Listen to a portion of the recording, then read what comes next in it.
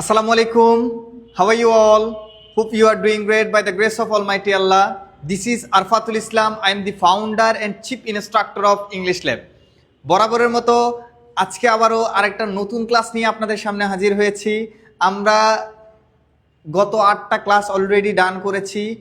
আপনিও গত 8টা ক্লাস দেখেছেন। আমরা গত 8 ক্লাসে আমরা অনেকগুলো জিনিস শিখেছি। আজকে শিখবো হচ্ছে ফিউচার। বি ভার্বের ফিউচার ফর্মটা আমরা আজকে শিখবো ইনশাআল্লাহ। তাহলে আমরা একবার প্র্যাকটিস করব প্রেজেন্ট এবং পাস্ট, এই দুইটা একবার প্র্যাকটিস করে আমরা ফিউচারে যাব। তাহলে আমরা বি ভার্বের প্রেজেন্ট ফর্মে আমরা কি শিখেছি? প্রেজেন্ট ফর্মে আমরা শিখেছি হচ্ছে প্রেজেন্ট ফর্ম আই এম কি ছিল? এম শব্দের অর্থ ছিল হচ্ছে হই। আই এম আমি হই, আর ওয়াজ হচ্ছে ছিলাম। এক নিঃশ্বাসে প্র্যাকটিস করতে বলেছিলাম, কে কে করেছেন কমেন্ট করবেন। আই এম আমি হই, আমি আবার একবার রিপিট করে দিচ্ছি। আই এম আমি হই, উই আর আমরা হই, ইউ আর তুমি হও, ইউ আর তোমরা হও, দে আর তারা হয়, হি ইজ সে হয়, শি ইজ সে হয়, রানা ইজ রানা হয়, মাই মাদার ইজ আমার মা হয়। এরপরে আই ওয়াজ আমি ছিলাম, উই ওয়ার আমরা ছিলাম, ইউ ওয়ার তুমি ছিলে, ইউ ওয়ার তোমরা ছিলে, দে ওয়ার তারা ছিল, হি ওয়াজ সে ছিল, শি ওয়াজ সে ছিল, রানা ওয়াজ রানা ছিল, অনিক ওয়াজ অনিক ছিল, সামওয়ান ওয়াজ কেউ একজন ছিল। তাহলে এই দুইটা হচ্ছে আমরা গত ক্লাসে শিখেছি। আজকে শিখবো হচ্ছে ফিউচার। ফিউচারের জন্য আমাদের বি ভার্বটা কি ছিল? বি ভার্ব ছিল এম, একটু বলেন তো সবাই। আর ওয়াজ, ওয়ার, বি, বিং, বিন, এরা ছিল হচ্ছে কি বি ভার্ব। তাহলে আমরা কয়টা পেয়েছি? Am, is, are, was, were, এই পর্যন্ত আমাদের শেষ।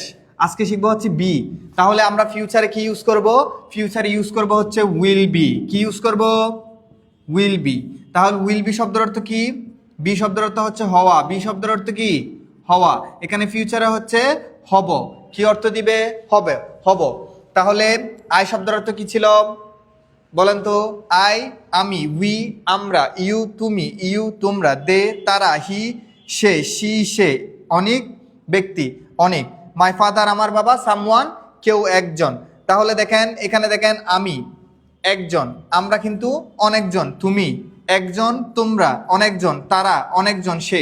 এখানে দেখেন আইটা হচ্ছে কিন্তু সিঙ্গুলার, যেটা আমাদের গত ক্লাসে বলা হয় নাই। সিঙ্গুলার একজন ব্যক্তিকে বুঝায়। আমরা মানে হচ্ছে প্লুরাল, কি বুঝায়? অনেকজন বুঝাই। ইউ ইউ দে তারা সেম। তাহলে ইউ হচ্ছে দেখেন ইউ হচ্ছে সিঙ্গুলার, কার সিঙ্গুলার? Your singular. ইউ হচ্ছে সিঙ্গুলার, আবার আরেকটা ইউ হচ্ছে প্লুরাল, ঠিক আছে? তাহলে ইউ একটা সিঙ্গুলার আর সেকেন্ড ইউটা হচ্ছে কি প্লুরাল, দে। তাহলে দে হচ্ছে প্লুরাল, কার প্লুরাল? এই যে হি শি ইট রানা রহিম করিম যারা থাকুক না কেন তার প্লুরাল ফর্ম হচ্ছে কি দে, ঠিক আছে? তাহলে হি শি হচ্ছে সিঙ্গুলার, বাকি যারা আছে সবাই কিন্তু সিঙ্গুলার। এই বাকি যারা আছে সবার প্লুরাল ফর্ম কি? সবার প্লুরাল ফর্ম হচ্ছে দে। তাহলে আজকে শিখবো হচ্ছে ফিউচার। তাহলে আই শব্দের অর্থ কি ছিল? আমি।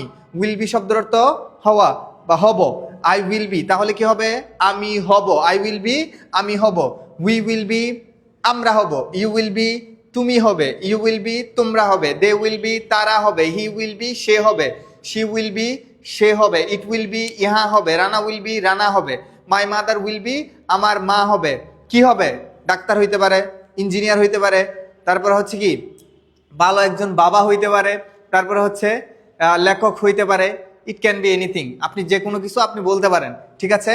তাহলে আমরা প্রেজেন্ট, পাস্ট, ফিউচার সেম, এইগুলা হচ্ছে আমরা একদম প্রতিটা সেন্টেন্স ফ্লুয়েন্টলি, যাতে আটকে না যান ওভাবে বলতে হবে। প্রত্যেকটা চার্ট এক নিঃশ্বাসে প্র্যাকটিস করতে হবে।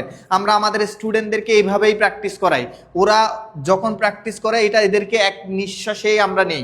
এদেরকে প্র্যাকটিস করানোর সময় এইভাবেই প্র্যাকটিস করাই।